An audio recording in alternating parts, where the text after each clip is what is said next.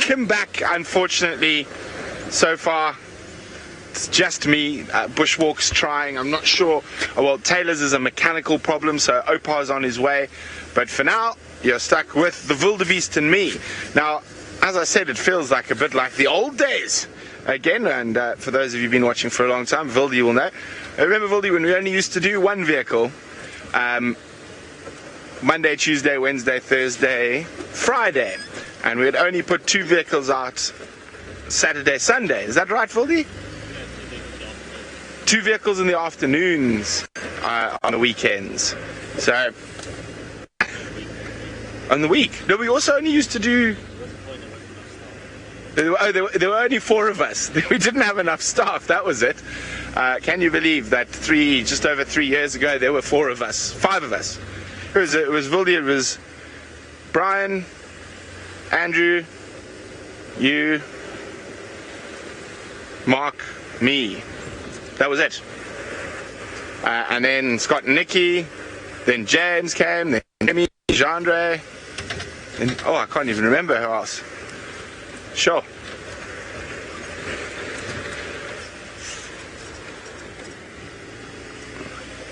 So I'm not quite ready to give up on it yet. So I'm going to do one last big loop this area. We found where the kudu were, but they were looking very relaxed now. So maybe Hasana went off that way. So we're going to do another loop, Central Road, around towards Quarry Pan, and then maybe back down Quarry Pan Road. And then if we have no luck, maybe we'll go visit the Birminghams.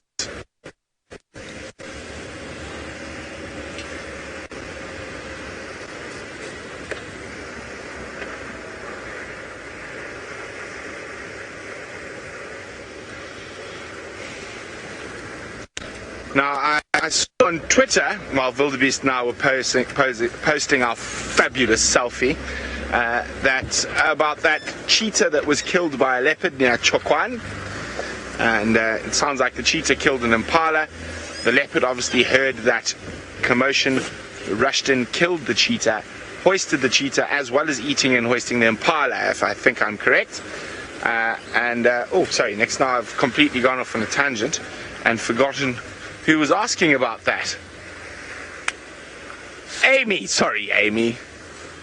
And Amy is wondering, do the cheetah ever come into Sabi Sands? Yes, they do, Amy. There's actually quite a reasonable cheetah population in the Sabi Sands. However, where we are is not the best cheetah country in the Sabi Sands. So there are some more open areas on the Gabbro soils where the cheetah spend more time. Tristan was the last person to see cheetah on Djuma, and he saw, I think it was a female and 3 sub-adults.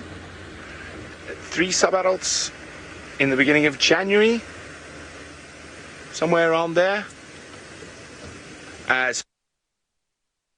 The last person to see Shikhanganka on Djuma. I've seen them on Djuma 3 or 4 times. I've seen the same 2 males, the ones we used to see on Cheetah Plains. I've seen them on Djuma a couple of times, and then I've only ever seen 1 female on Djuma, and that was actually on foot. So I was tracking a leopard and I bumped into a cheetah, and she got a fright and skedaddled off. But yes, they do come into the Sabi Sands. Strangely enough, South Africa is the only country in Africa where cheetah occur, where their population is actually increasing. So even Kenya, Tanzania, the cheetah populations there are decreasing, and the cheetah in South Africa are increasing. The largest meta population of cheetah in Africa. Now, when I say meta population, I mean the population with the greatest genetic, I don't think there's such a word as genetic diversity, and so therefore the most viable population of cheetah in Africa. We're actually sitting in it right now, or driving through it right now. It is the Greater Kruger. So there's incredible work being done by EWT, the Endangered Wildlife Trust, at spreading cheetah to as many reserves as possible. Now, I think I might have mentioned a while ago that I was excited to come back to Djuma, but I was a little bit disappointed because there's lots of stuff going on in the reserve where my parents live, and my dad's in charge of all of that. And so the day I had to come back was the day we released the male cheetah from the boma and caught lions and did all sorts of stuff, and I was at work. So I would have liked to have been part of that. I've been part of big cat game capture quite a few times, but it's always an exciting thing to be part of. And we actually ended up moving them. So my dad's neighbor owns the Safari Wines shop. It supplies wine to a lot of the lodges here, and he donated his wine delivery vehicle. And for that day, it wasn't delivering wine, it was delivering 3 lions from Kapama to Leadwood. So there's 3 lionesses in the boma. But back to the Endangered Wildlife Trust and Cheetah. So they've got a really incredible program with cheetah and wild dog that are reintroducing them to a lot of reserves where they haven't been for a long time, and they will actually almost give you the cheetah with and a lot of things as long as you adhere to their sort of protocols. And what happens is then they know the exact genetics of all the different cheetah that are outside of this meta population, and then they're able to move and control moving males and females from different areas to make sure that the cheetah have the best chance at survival with the highest genetic diversity. So they do an absolutely unbelievable job. I take my hat off to EWT, and I'm very lucky enough that a good friend of mine is actually, he's in charge of the wild dog project for this part of the world. So when you see the collars on any wild dog here, my friend Grant is collecting that information.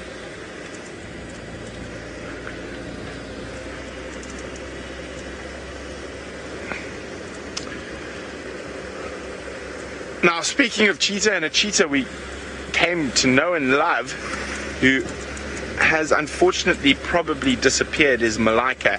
Laura was asking, has there been any word on Malika? Not that I've heard, Laura, unfortunately. Not since her 2 boys were seen calling for her on the banks of the Ololorok River. There hasn't been any word on her just yet. So I'm hoping that she's still around, but I mean, she's such a recognizable cheetah, and the fact that she hasn't been seen now for probably over a month means that I think she either drowned or got taken by crocodiles. So for those of you who don't know what happened, Malika was a female cheetah that Jamie followed the most, spent the most time with, but we all spent quite a lot of time with in the Mara. I saw some incredible stuff with Malika, and the Mara has had a huge amount of rain recently, and the cheetah was seen trying to cross a flooded river, and the next day only the 2 young boys were seen, and there was no sign of Malika. Now that was the last I heard. I have kept a sort of not a close eye, but a sort of a distant eye on what's been going on up there, and so far I haven't heard anything about Malika yet. She was probably the most famous cheetah in the world at the moment. So I think the 5 boys are catching up there. So very, very sad. But again, like that elephant early on drive today, these things happen out in the bush. I shouldn't say it again, but I like the way it sounds. It's not strawberries and cream. Really bad, sad, harsh things happen out here, and that's nature. And it's in human nature to want to try interfere and try sort of change the outcome of what's going on. But when human beings do that, it actually makes things worse at the end of the day. So it's better to just let nature take its course. So it is a difficult one, but that is the right decision. Eloise is asking about the 2 boys. Are they okay? Eloise, I'm not sure. I'm not 100%. I will find out. How's that? I'll speak to Scott and Jamie, who are up there, and see if they've heard. No, let's go this side. What do you think, Vim? Gwaripan or Hippopools? Let's go Gwaripan. I think that's the most likely spot for him to pop out. Okay. Well, I'm sure you are all sick and tired of hearing the sound of my voice and my continuous waffling. So let's go listen to some waffle from Tristan. Well, you're quite right. I think waffling is something that both of us can have a talent for and can do it quite regularly. So anyway, we're back out again. We had to quickly race back to camp and try and sort out some stuff with the pack and with the camera, and we got it all right. And so hopefully that's the last of the gremlins, that they are gone and that they leave us alone for the rest. But it is a beautiful, beautiful evening. We've had a bit of cloud cover come in, and there's the most magnificent sky off to the south. We've got these blue hues with this kind of wispy cloud that's there, and then to our sort of western side we've got eastern side we've got these massive storm build-ups that are happening. So you can see these big clouds that have got beautiful color in them as the sun is starting to set. So they're starting to get pinks and oranges, and it is a wonderful time to be out walking at this time of the day. It's one of my favorite times in the bush, as everything's just kind of settling down. The wind is settled completely, but I will tell you one thing, that it has gotten incredibly humid, which might be an indication that we're going to see a little bit of rainfall at some point tonight. I wouldn't be surprised at all. It feels very close and muggy and sticky, but still a beautiful day to be out and about. So, Bobby, you're asking if there's a time or season when ticks hibernate. So, no, there can be ticks throughout the year. You can have a situation where you'll get ticks both now, or in winter, all the way through into the summer months. But obviously, there's a much higher percentage in the summer, and you pick up a lot more in the summer. And the reason for that is because that's when they start to breed. And so they have a lot more little babies at that time. The grass is also much longer, and so there's a lot more space for ticks to inhabit areas. And when you walk, you then pick up a lot more. So there's a higher percentage during the summer months when they're breeding, but you can find them still in winter. It's not as much, but there definitely is still ticks in the winter months. So it's something you've got to be aware of, and you've always got to kind of pay attention, but it's a drastically reduced number during the winter than there is during the summer as the grass dies down a little bit.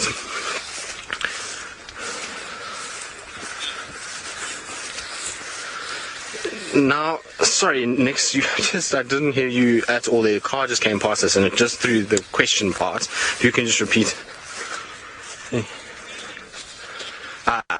So, Plant Fiend, you're asking, do I the vehicle? Most definitely. I trust in the fact that I've walked around enough in the bush to know that I'll be okay, and to trust that I've spent enough time with some very experienced people who have shown me a lot and taught me a lot. And walking with guys like Hervey and Rex, you learn and you kind of get to a situation where you become a lot more in tune with what's going on. And so I find on walk that for the 99% of the time you feel fairly safe, and particularly in areas like this, it's very open. The chances of us coming across something that's going to be very, very dangerous is very slim. You'll see it long before you really get yourself into too much trouble, and so it's not so bad. I actually love walking, so I always feel fairly comfortable on foot. It's just that you've got to be a lot more aware of what's going on and take nothing for granted. So even though it is a comfortable feeling because you do it a lot, it's not to mean that it's complacent. So you can't have a situation where you get complacent and you sit around and you don't pay attention to what's going on, because then you're going to get yourself into a bit of trouble. But definitely not an uncomfortable feeling walking. Good. Well, we're going to try and find some stuff. It's quite dingy now, so hopefully the insects are going to just start settling a little bit. Find some of them, or maybe see if we can find some flowers after the rain. But while we do that, I believe Taylor McCurdy has also solved her gremlin issues and is also out and about and ready to entertain all of you. Woohoo! That's all I have to say. We're back up and running, and basically what had happened was Opa had actually serviced Wendy today, which is very cool, due for a service. He gave the engine a good clean and a good spray. So what it was just a plug that had actually got wet. And because of that, it was causing the car to misfire, and we were losing power and all these things. But we went back to Opa, he opened it all up, took basically a compressor, sprayed it down, dried it out, and now we're good. Now, something that I want to show you is the skyline. And all of a sudden, as soon as we pulled out of camp, the smell of petrichor was strong in the air.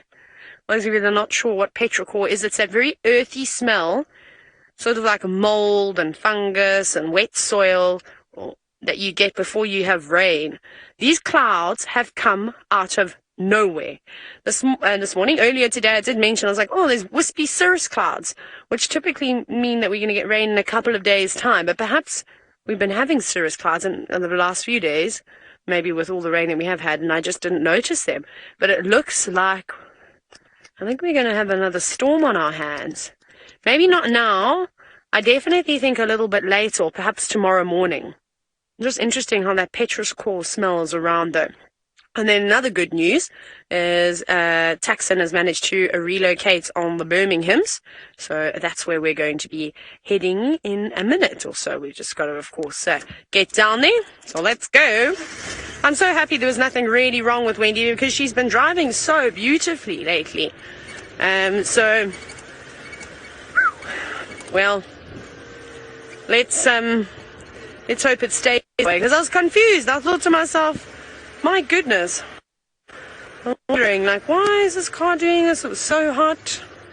All sorts of things. That smell is hectic, eh, Darby? It's a beautiful smell. It's really, really nice. Okay, well, we haven't got far to go till we get to the Birminghams. Hopefully, by the time we get there, their heads are not laying on the long grass. But off we go to Tristan. He's found himself another flutterby.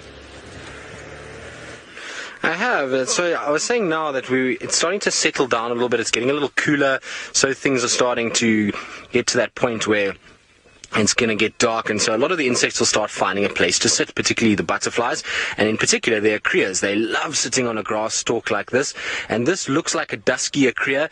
It's just difficult because it's not opened its wings just yet, but I just want to double check. But it's got that white bar towards the end of the wingtips, which the dusky ecreas do get, and so I think it's one of those. But isn't it amazing how we've had very few butterflies over the last little bit, and all of a sudden today we've kind of had them coming out and a lot more around. It's been a kind of a little mini explosion of butterflies, which is exciting because I know Brent loves butterflies, and well, I really enjoy watching them as well, and I know a number of you do too. So really pleasant just to kind of find them and spend some time with them. Now this one's being far more cooperative than our butterfly earlier, and I must correct myself because earlier I said that it could have been one of the coppers, but it was actually a hairtail butterfly. So it was just when we kind of got back, I got to see a picture of it from a screenshot, and I know a number of you also commented on it, so thank you for that.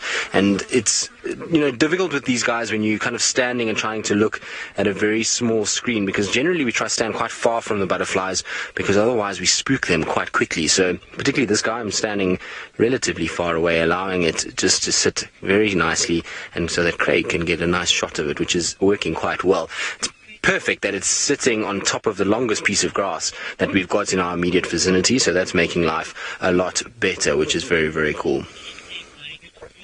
So, Paula, butterflies in SA, there will be one or two migratory species that we get. So, something like a brown-veined white, they will migrate. African vagrants do a little bit of a migration, but there's nothing in the scale like we see the monarchs in North America. That's a far bigger scale than any of ours. But the brown-veined whites do a migration. I remember when I was a little kid, I used to spend time in an area not too far from here on the Drakensberg Mountains, and that area we used to see a situation where we'd have these brown-veined whites coming over this hill and down, and we'd just get this cloud of white coming through. It was really very, very pretty, and you just stand there. It was just this flurry of butterflies coming past. It was almost like being in snow. So really cool to see. And since when I was a kid seeing those, I haven't seen them since then, which is a bit strange, and it's a bit worrying when you start to see insect migrations getting less and less, and it's probably due to the increase of farming.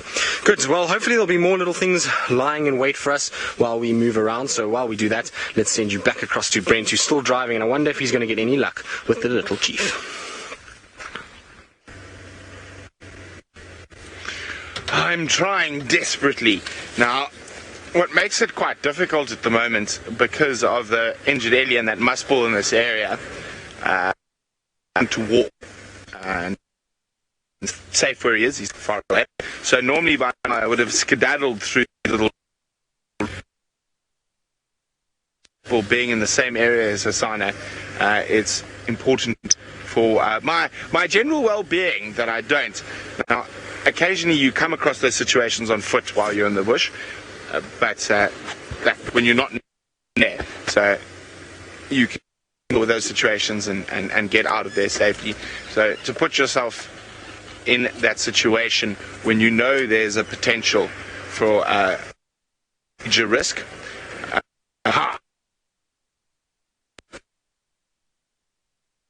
Do the chief, the little chief. Oh no, sorry about that, everybody. My goodness, the gremlins have been terrible. Hopefully tomorrow morning will be a different story and we'll have all smiles. Right, I'm looking for Taxon. He should be here somewhere. He said that they hadn't moved too far and he's still on the eastern side of the road. Oh, there he is. Yeah, oh, there's another car there too. Fabulous. Now let's try and... Is it Tax? Is it Aubrey that's here? Let's try and figure out where those lines are. Well, everyone's looking at us now, which is normal. It's the most bizarre thing I've ever experienced in my entire life. I have to tell you this quickly before we get there. Driving into a sighting with leopards and lions and people stop looking at the animals to look at us. It's the most bizarre thing ever. So let's try and find a gap. I'd imagine, though, that these cats are probably tucked away. I was saying to David, they wouldn't have moved too far. I think it was just when the sun had sort of moved towards the west and then shining down on them because they were covered by trees during the morning. Oh my goodness, this is a tight squeeze. Let's just check. I see one. Let's quickly have a look and see where we can find the others. There's another one. Okay, we might have to just take this little gap here, hey David? It's not going to be great. And you haven't got the best end of him either. Oh well. We'll search on for a little bit. I'm going to relax now. I'm going to get in, as you can see, the horizontal position. But there's the lion. There's one of them, and the other two also scattered around the sort of dwarfed silver cluster leaves, and as well as some of the bush willow trees. So they haven't moved far. They've probably moved a whole of, I don't know, maybe 150 meters. That's it. So that's all.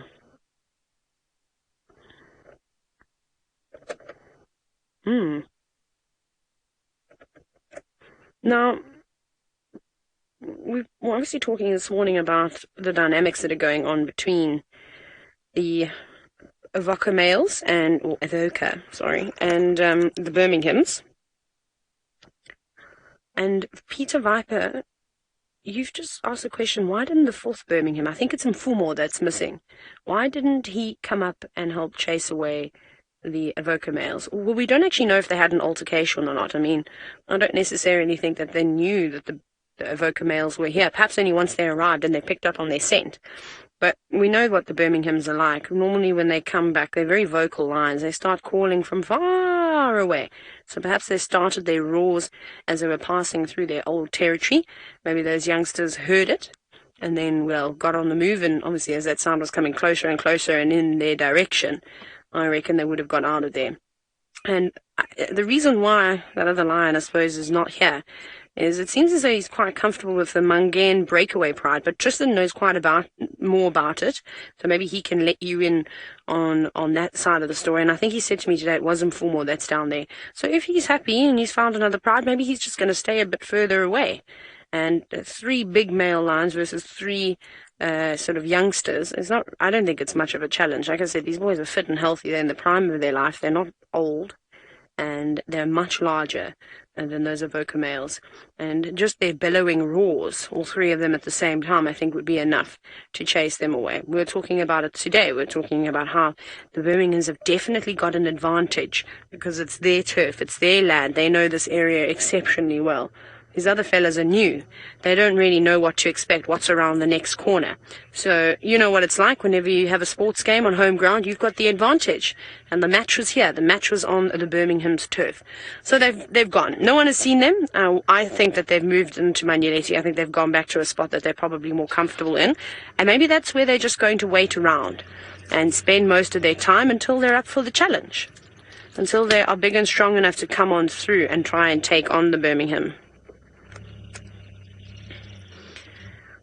Now, these lions have also travelled a fair distance in their day. Remember, the Birminghams arrived in, I think, winter of 2015. And I'm going to sit up quickly. And Avon wishes you've just asked where did they get their name from? So this kind of all ties in. So these cats have come from very far away, from the Timbavati, and there is a property on Timbavati. Remember, these are old farms essentially, and lots of the times people name their farms. And that farm that the Birmingham Pride is from was called Birmingham. So that's where they got their name. They left the Pride, they dispersed, and then they came on down here. And they kept their name. So they've walked a huge distance to get here too. I'm just seeing where everybody's moving to. Perhaps okay, maybe we'll do that. Hey, what we'll do now is I'll try and get another gap here. Texan has moved on up and around, so there must be another boy over there. And I think we should be able to get a better view. So while we reposition, off we go back to Tristan, who's still looking at the ants. Well, good luck repositioning, Taylor. I hope that you find yourself a perfect place in order to get a good view of the Birmingham Boys. And so what we're doing is we're sitting with a bunch of harvester ants, and I'm absolutely loving watching them because they found themselves a whole bunch of grass seeds that they are busily carrying back and forth into the nest, and then they're carrying some onto the edges, and it's just a complete kind of busy array of little grass seeds being carried all over the place. It's quite funny to see because the ants are so small, but the grass seeds are kind of 3 times the size of them, and they're kind of carrying them all over the place. So absolutely fascinating to watch them going about their business and how much strength they have in order to be able to bring it to the actual entrance to the nest. So lots and lots of things going on, and amazing just watching the process as they go about it and the way that they kind of move things about. And it's always easy to find these guys because of the amount of debris that you find around the edges of the nest itself. There's a massive amount of little grass bits that are all over the place, and so they drag them in and then they feed off them, and then they will basically take the husks out. And so this is all the husk area over here.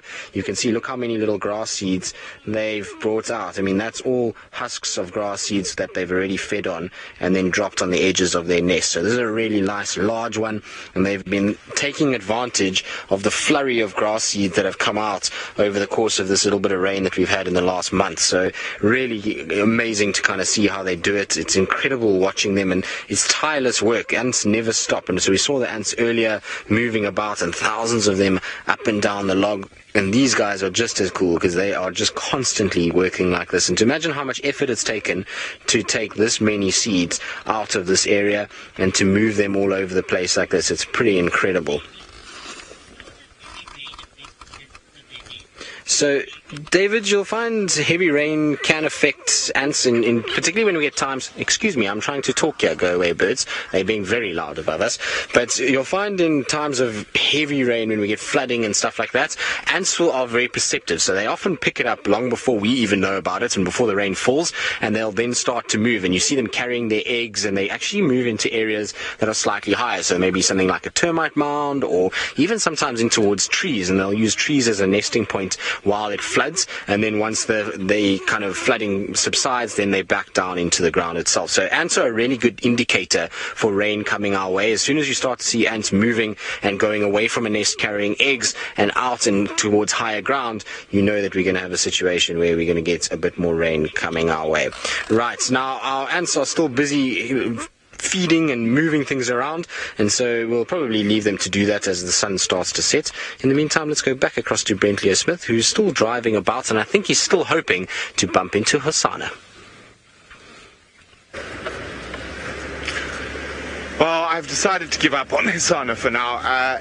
Just the fact is, I'm sure he's close by there, but he's in that same block as the elephants, and as I was saying, I don't particularly feel like walking amongst that whole situation.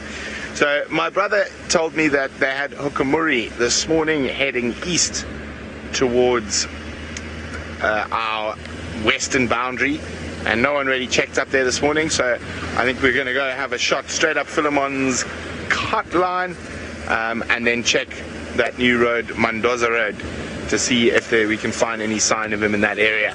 So he was seen heading east from Knobthorne Open, which is only about 100 meters away from our boundary. So it might be worth going to have a check in that area.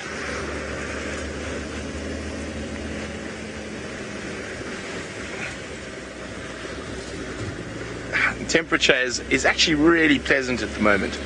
It's just dropped a little bit off that really hot period. It is a magic time of the evening.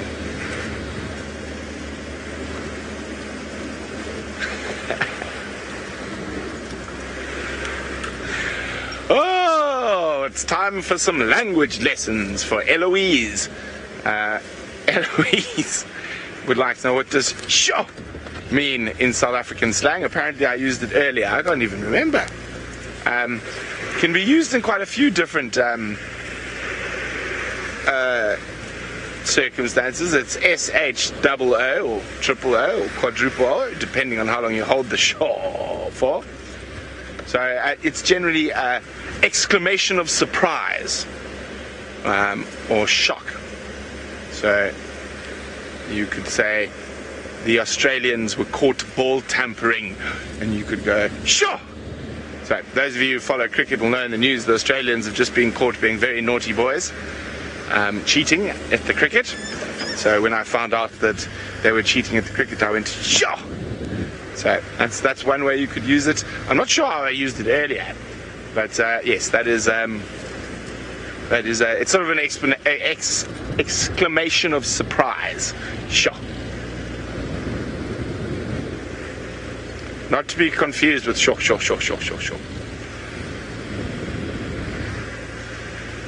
I'm gonna try get up towards the western areas before we lose the light.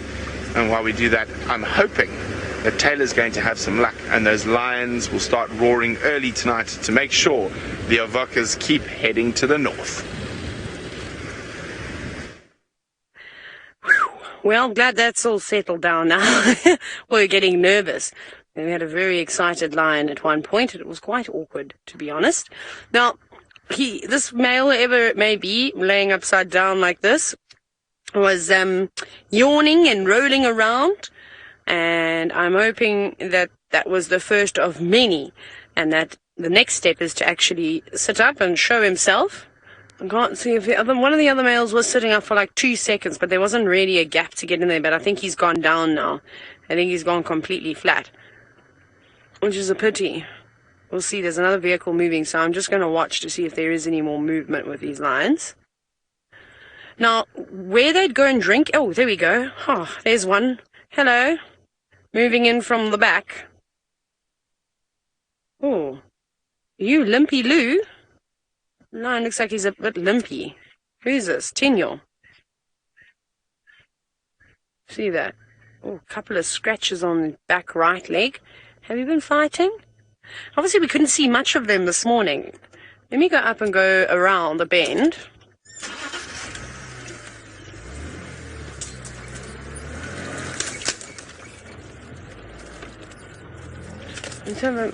Watch your heads, watch your heads.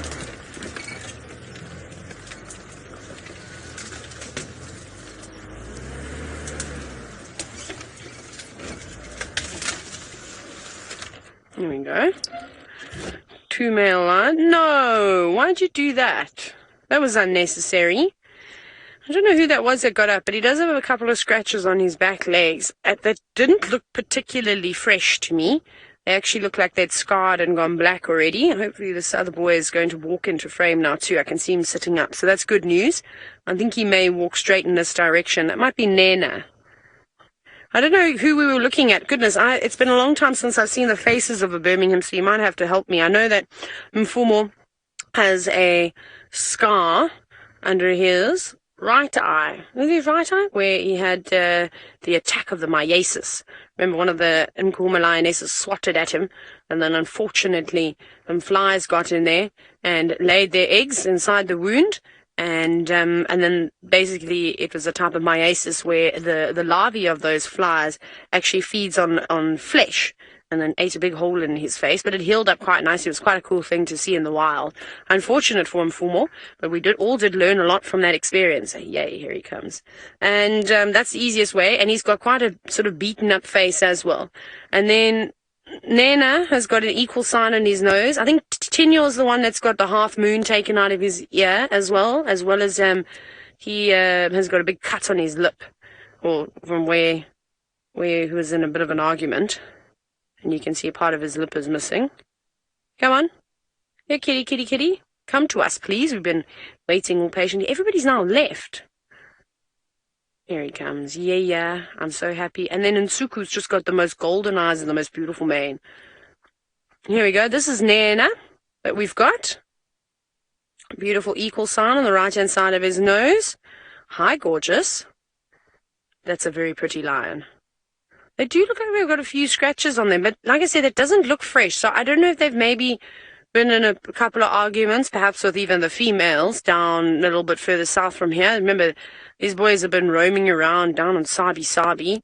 They've been moving around up in Londolozi, Mala. So yeah, crazy. Now, as we sit and hope that these lions are going to sit up and roar, and I think they may. I don't think that they've finished, not announcing their presence, that they've returned. And Wendy, you've just asked that question basically about their roar. How far away can another lion hear its roar? Well, we as humans can hear a lion roar from about 8 kilometers away, and that's with our very deaf ears. In comparison to a lion, it's hard to say. I reckon it'd be a couple of kilometers more than that, because I can't tell you how many times you've actually seen lions fast asleep like they were now, and then sitting up, ears sort of pricked out, listening, quiet, and you can't hear a sound, not even a bird tweeting. It'd be one of those quiet nights, and next minute, those lions that you were watching that were fast asleep break out in a roar. And that's when you know that that something is, they've obviously heard something. They must have heard other lions roaring in the distance. So I can't say exactly how far away. I mean, you'd be able to do a test if you had one pride of lions that was sitting 14 kilometers away and your mate was with another pride of lions, and the one fella said, oh, my lions are roaring, and the other guy said, oh, my lions have actually just popped their heads up. They're listening to something. Then you could be exact about a distance, but we know 8 kilometers is a human, and I think it's probably a few more kilometers than that, which is just quite cool and pretty amazing. So, like I said, the Birminghams are known to do that. They're known to start roaring from quite a distance away. I mean, I'd be sitting up and I'd hear faint roars far south from my bedroom, and in the DRC it's quite difficult to normally hear. The sounds are sort of can be distorted slightly because of obviously all the concrete walls around, and you hear it gets closer and closer, and it doesn't stop. Every 10 minutes, a roar, until your windows are vibrating. If you think they're going to fall out of the framing, and I've had that a couple of times. Pretty cool when they come right past camp, walk down past the cars. So, and then you carry on hearing that until it completely disappears. So they make a lot of noise, and especially now that they've smelt that the evoker males are here, whether or not they saw them or not, there was an interaction, we don't know. We can't say for sure until we see the evoker males. If they're all battered up and got scratches, well, then we know there was an altercation, and they probably won't come back for some time. But off you go to Tristan. The light is fading, but the bugs are still out and about. They are indeed. Now, this is a type of beetle that we see fairly regularly, and I still can't find a positive ID on it. I've tried to find many different examples of this beetle, and I've come close but never found the exact one that we're looking at. And we find them, like I say, quite regularly on trees, certain bushes, and often on the car itself as well. And it's a small kind of black beetle, but when you get a bit of light onto it, it gets this coppery sheen to it, and it's very, very round and small little antennae and small legs. It's almost a little kind of ladybug-like in structure, but it's not one of those, and I can't seem to find the exact beetle. I've tried numerous times because we see them quite often. You see them a lot on some of the plants, particularly the sesbanios. We see them on there, and we also see them a little bit on the wattles, on the flowers. So I don't really know which beetle it is, but they are pretty cool little things. Now, I'll try and put my finger roughly in the area. I can't actually see where it is. Oh, there it is. So I'm going to put my finger there and just give you an idea of how large it is. Also try and put the light a little bit better for Craig. But is that all right, Craig? Have you got my finger there? So that's my index finger that you've got, just in terms of a relative size between the beetle and me, and they are very common in this area. Good. Well, we are going to start making our way home. There's a big storm coming. There's lightning. It's also starting to get a bit dark out here for walking around, and so while we do that, let's send you back across to Brent, who is still busy bumbling about. Well, we're now on the opposite side of the property to where we've been, and you can see there's the storm Tristan's talking about.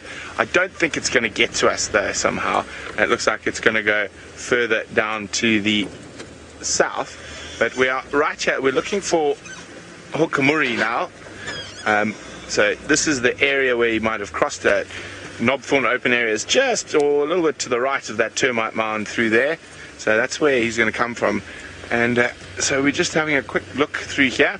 As it gets dark, he might start getting on the move, start getting on the hunt, or getting on the scent mark.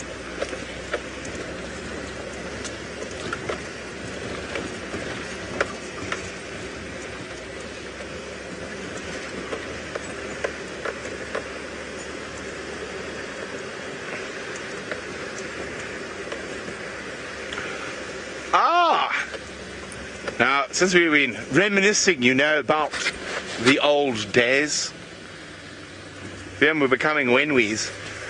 But Sweet Pea's asking about the coalition that came before the Birmingham Boys.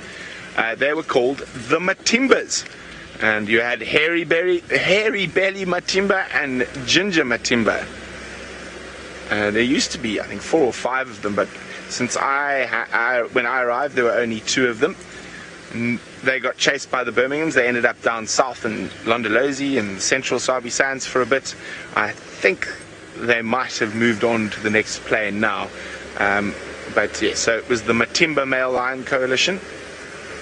And they were already quite old. So unlike the Birminghams, when the Birminghams came in, the Matimbas were sort of right down towards the end of their reign at the top. Where there is that these evokers have arrived while the Birminghams are still in prime condition. Well, it was really nice to see them this morning. They were looking spectacular. Hungry, but spectacular.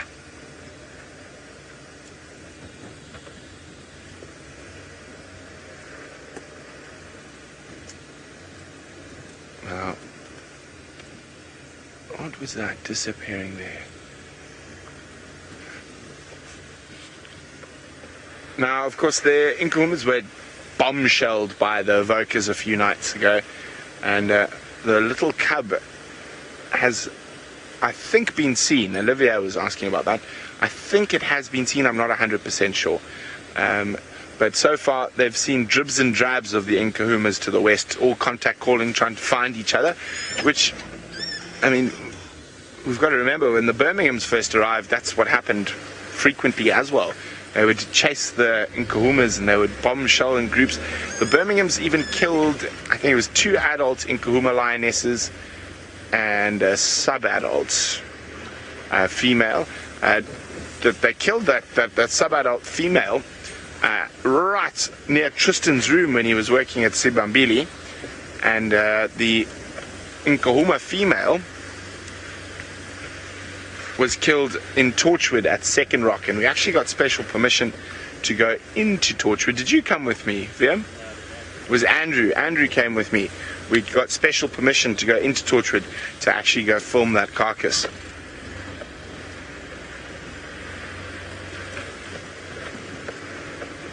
Now, of course, there were 5 Birminghams in the beginning.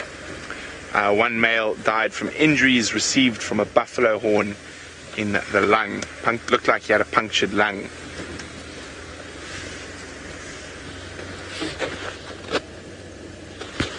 Quite quiet here in the west.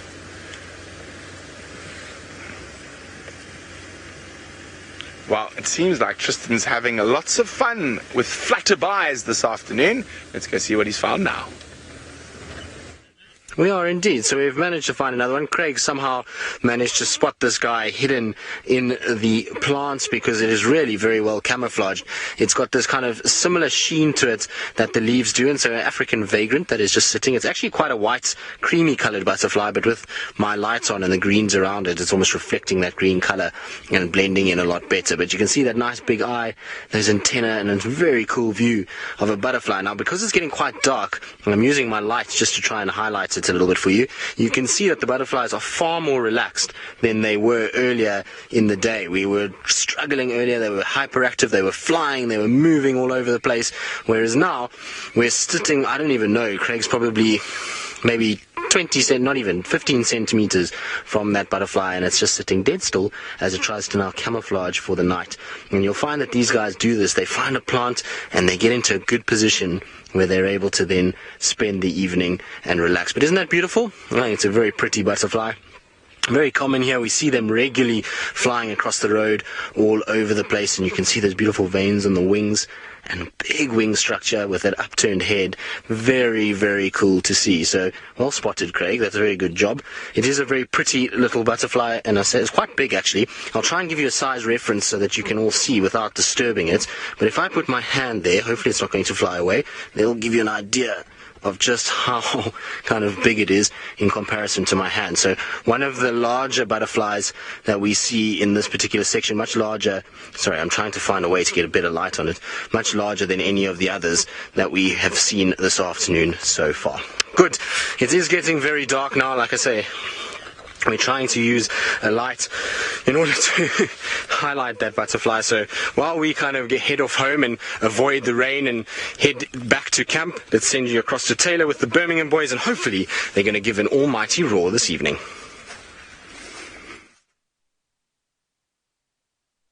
Something, because all three of them jolted up as if they were zapped by some electricity.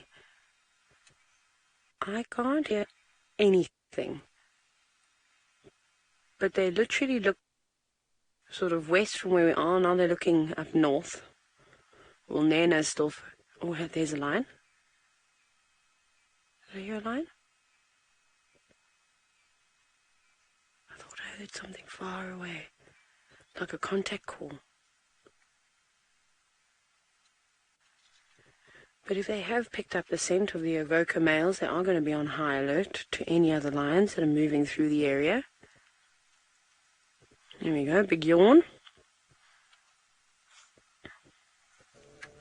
Oh, a trio of yawns. Very nice. Who's that? Is that Mfumo in the middle? With that very swollen face? I actually can't tell the difference between them anymore. Is it? Or is that Tinyo? No, that looks like Mfumo. Hey, what do you think, Darby? You're going to all have to help me, everybody, but you're better at identifying the animals than I am. Like I said, I've not been here for a very long time and have forgotten these cats and what they look like. Hashtag Safari Live, but definitely Nena closest to us. Perhaps Nsuku at the back? No, that lion looks like it's got a chip on its ear. I also think it's Nsuku. Lou thinks it's Nsiku. Listen to me, Nsuku. Sound like a terrible South African. But again, these boys look so different. They all have definitely got a few more scars on their face since I last saw them, which is, of course, normal, considering that they've been roaming around out of their home turf. What is wrong with my English? Yeah, that's Nsuku. Those eyes don't lie. Golden eyes. And then I think it's Mfumo. Maybe it's Tinyo that's not here. It's quite interesting, but we'll wait for confirmation from all of you. Lion IDing experts. I don't want to mess it up. So it couldn't have been anything too serious, because you saw how they put their heads back down very quickly, and I think they're going to wake up soon. Let's hope that they just keep moving further south and not north or east. Now, something that I've never seen, of course, is different coalitions of lions joining up with one another, except two single lions. And Paula, you've asked us that. Have I ever seen something like that? I haven't, but we can pass it on to Brent and Tristan, who have also been guiding for an exceptionally long time and worked in a variety of different areas. The only time I've ever seen it was when two older male lions on their own, each on their own, joined up, and Freddie and Solo, which were both lions that sort of came from Kruger and popped into the Sabi sand, the southwestern corner around there. So those are the only two, but they sort of came together as retirement. They weren't actively going out, marking, defending territories and mating with females. They're just sort of trying to stay alive and to keep out of the way of the younger upstarts, because, of course, they would love to beat down on some old male lions. Probably be good for their ego, not so good for the older boys, and they were old males. So that's the only other time I've seen it, but otherwise, no, I haven't seen it before. It does occasionally happen, though. Again, Brent had a sighting where a single male lion in Kenya tried to join a coalition, but it didn't work. They denied him and actually had a big scrap with him. He was lucky to get away with the scratches that he had. It's quite interesting, but I'm sure it depends on the circumstances, but things like that can indeed happen. Like I said, I'm not surprised by anything that happens in the bush anymore. Not surprised. It's so crazy how things can sort of happen here. There's a big roll. Now, big stretches. These boys obviously chomped down on a buffalo this morning. Must have been a small one that they caught, because their belly seemed to have subsided substantially since we last saw them. And Elizabeth, you've just asked if these cats will ever eat other cats. I've never seen lions doing it before. They're not typically cannibalistic, so they don't necessarily eat other lions. I suppose out of pure desperation, if they're starving, they might eat a leopard if they catch one. What I have seen, though, is a documentary, and I can't remember what it was called, where a very old male lion, a very sad story, I've told this story to you before, actually goes out and catches a sleeping hyena and then eats the hyena, which he was actually just purely desperate. He was starving to death. And then a few days later, he came across a buffalo that was stuck in the mud, and he desperately tried to kill it, but he was just so weak that he couldn't even tear through the hide of that buffalo. So his days had come and gone. It was quite sad and quite ironic that the two of them died together in the same mud wallow. Prey and predator. It was quite hectic. It was one of old documentary. I don't think it was Eternal Enemies. I don't know what it was. But it was from a long time ago. So I've never seen anything like that. But again, when desperation comes around, these animals are not going to say no just because the book says that I don't do it. And so I say, you can't actually ever be surprised about what these animals get up to. Well, they've gone slightly more flat again, hopefully not for too long. Hopefully they're going to wake up and maybe give us a roar. But off you go across to Brent to see if he's had any luck with finding Hosanna. There's been almost there's been no luck this side. It's been very quiet. No tracks. And the only animal we've seen down in the southwest has been a single duiker.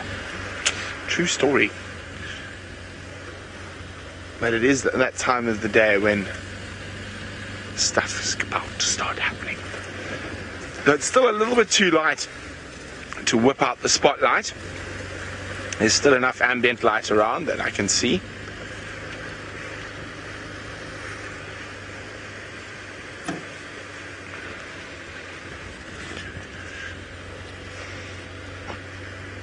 Now, Taylor was answering a question from Paula about male lions joining up with other male lion coalitions. There's a very narrow window when that happens. You can have two males and two males that will join together, but that is in that sort of 3 to 5 year, probably it's probably no longer than a year and a half or 2 years, where those lions will be able to join into a coalition. After that, and after those coalitions are established, there's very little chance another male can actually join. I've actually never heard of any. Now, the strangest terms, I suppose you could almost say it was a different coalition joining a coalition, and it's only ever been recorded once, and that was in the Mara, was the Notch Boys. So there was were there 4 or 5 Notch children? I can't remember. I think there were 4 Notches. And what happened is that, strange enough, the musketeers, Scar, Hunter, Morani, Osiku, moved in and chased Notch, and there was only one Notch, big male Notch left, and he used to lord over the Marsh Pride and the Mara River Pride and that area around the Musiara Marsh, and until the musketeers came along, and he split, but he left with. It was 5. He left with his 5 young boys. So that's never been recorded, and they formed another coalition, and it enabled Notch Senior to survive a lot longer and take over another pride even after he was senior at a senior age, was able to survive a little bit longer and mate for a bit longer with other females. And as far as I'm aware, that's the only case of that being recorded. I'm not saying it's never happened in the history of lions before, but that's the only case where it's actually been recorded by people. I'm sure lots of stuff that we would think was completely out of this world has happened. There just hasn't been anyone there to record it.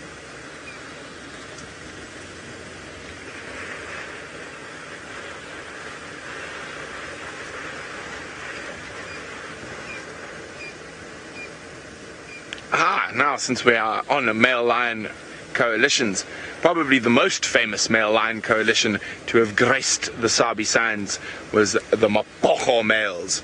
And Randy Allen says, have you seen all of them? I did. I saw them when there were 6 of them. Most people think there were 5, but there used to be 6 Mapogos. And I saw them first when they were about 3.5 years old. I was at Singita, and I just had a dinner, and I was walking back to my room.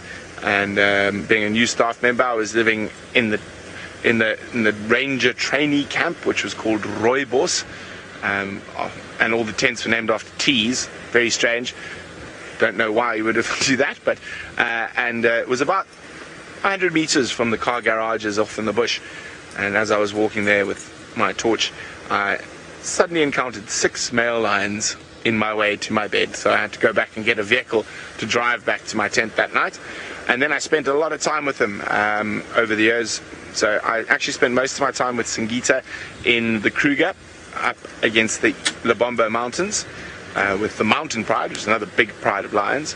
But then when I was at Londolozi, it was at sort of the height of the Mapogo's reign over the central Sabi Sands. I've seen all 5 of them take down a buffalo together. I've seen them take down a giraffe as well. So yes, I have seen all of those male lions.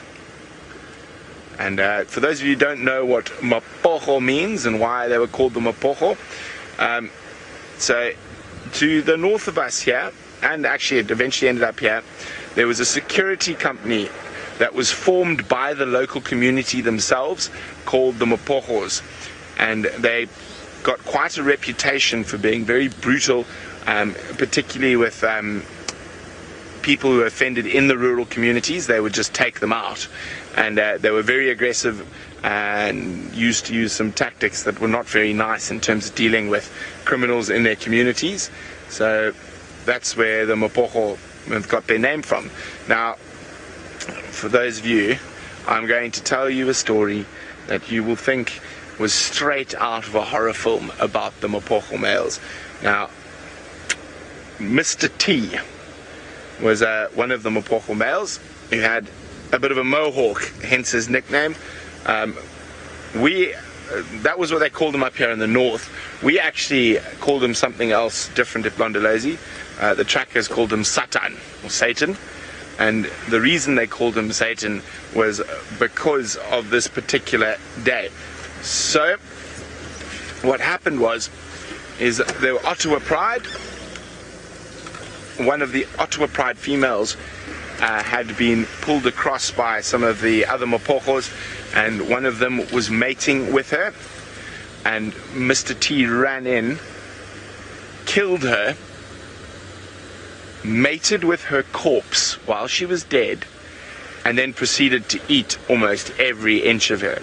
So the guys up here in the north used to call her Mr. T, but all of us down south, all of us who worked with our trackers and stuff who saw that, our trackers immediately said, that lion is Satan. Satan.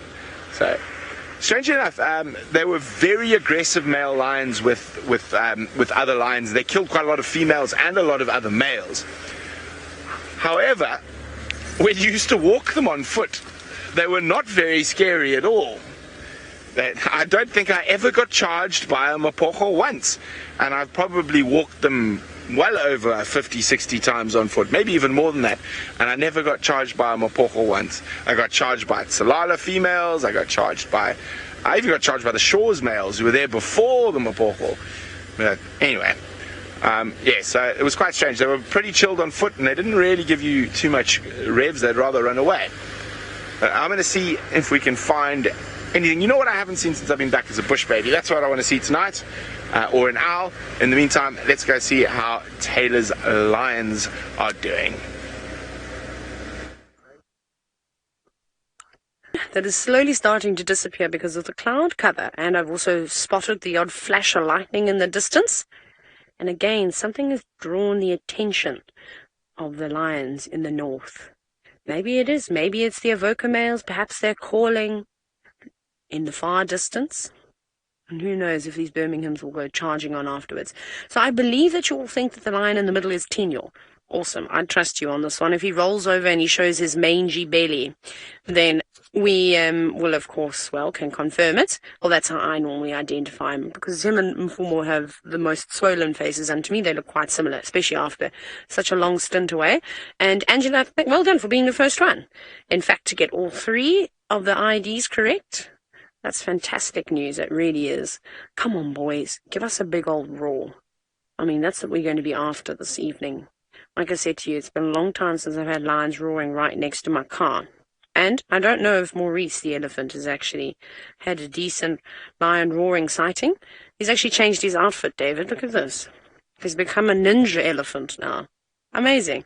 He got dressed and ready and hoped that the lions would roar for him. So he's like a karate kid. You see, he's got his scarf. It's too hot to wear a scarf, so he's tied it around his head. Do you think he can do moves? Hoi, hoi, hoi, hoi, hiya. Behave. We're in a lion sighting. Can't be doing karate in front of male lions. Now, I was supposed to think about this, but I got distracted. And Magic Dragon Lizard, love the name, by the way. That's great. Very creative. You've asked, what is my most entertaining, funniest thing I've ever seen a lion do? Oh, I'm sorry, Nikki. I know you told me to think about it earlier, and then I forgot. What is the funniest thing I've seen a lion do? Oh, I don't even know where to begin. My favorite part is when they climb up into trees, the youngsters, and then fall out of them. That's always quite entertaining. Oh, watching a young lion try and climb a tree and go all the way up and go, oh, this is easy. Watching them come down is hysterical. All the lions, and we've got a bit more experience, obviously. I'm better at doing it, but the youngsters are really not well equipped at climbing just yet until they've learned where they need to put their feet. Back in the Eastern Cape, down on the southeast coast of South Africa, I've also told this story before, but I'll never forget it. There was a pride of lions and the most beautiful male lion. Remember, I showed you those pictures of Mondoro and the beautiful black maned Kalahari lion. And there was a huge puddle on the road. Basically, along the fence line, they were walking, and there were thick shrubs on the other side of the road. And this puddle had completely covered the road, and it was quite deep, probably more than ankle deep. Anyways, the pride of lions and the cubs all walked through it. Some of them leapt over it. And this big male lion got to the water's edge, stopped, put his paw in, and sort of took it out and shook it, kind of like what a cat does. And then turned around, and he must have done a big 300-400 meter loop to get around it. He was not putting his feet in the water. So looking at a big, strong male lion and seeing him being put off by a puddle of water was particularly funny too. And the other thing that was quite funny was a lion defecating next to one of the vehicles, and then that vehicle trying to leave the sighting, and driving through the dung and then getting slightly stuck and tires spinning and the dung going onto the side of another car and their guests. Indirectly, but quite hilarious. The other vehicle was not impressed. So I've seen a couple of funny things. I'm pretty sure I could think of some more if I actually just put my head down and thought about it. But yes, the cats are entertaining. It's very quiet out tonight. Goodness.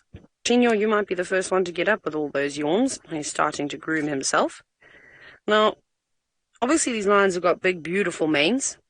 And something that I do a lot is my hair sheds all the time. I'm often referred to as either a German Shepherd or a Labrador, the rate at which I lose hair. And First Lady has asked, do the male lions lose their manes as they get older? I haven't really noticed that. I haven't noticed any hair loss, any bald spots forming on the male lions. So I don't think that really does happen. But maybe I'm wrong. Again, we can ask Brent and Tristan, but I don't Tristan's not driving anymore. Tristan's gone back to camp because it's dark now, and we don't want him walking around. But I don't think that happens. Well, not to an extent where I've ever noticed, and I've seen some very old male lions before. He's very interested in whatever is in the north. Could be a pride of lioness. Maybe it's an Nguma pride that are coming back. Maybe they're contact calling for one another. Because from my understanding, it seems as though that the Nkuhuma pride are quite split up at the moment. I don't think they've all been seen together. And that's probably because the evokers were around and caused a bit of a stir. And scattered. Oh, 7 minutes and 15 seconds for these lions to roar for us. Come on, boys. Just one. We just need one to start, and then the rest should start chiming in. And at the moment, the most promising one looks like it's going to be Tenyo. Now, if they do roar, I can tell you right now, I'll get goosebumps because the whole vehicle starts vibrating. The sound is just amazing, and it does send a couple of chills down your spine. It's a pretty cool thing, especially in such close proximity. Now, I've completely forgot who's just asked this question. Sorry, Nikki. Topical, hey? Ever. Do the lions ever scare anybody when they roar? Yeah, so, I wonder. I don't know. Anybody in camp, in FC, anybody in Final Control get nervous when the lions roar? I bet when they roar, when they're right outside camp, like I said, and the windows start to vibrate, that's an intimidating sound.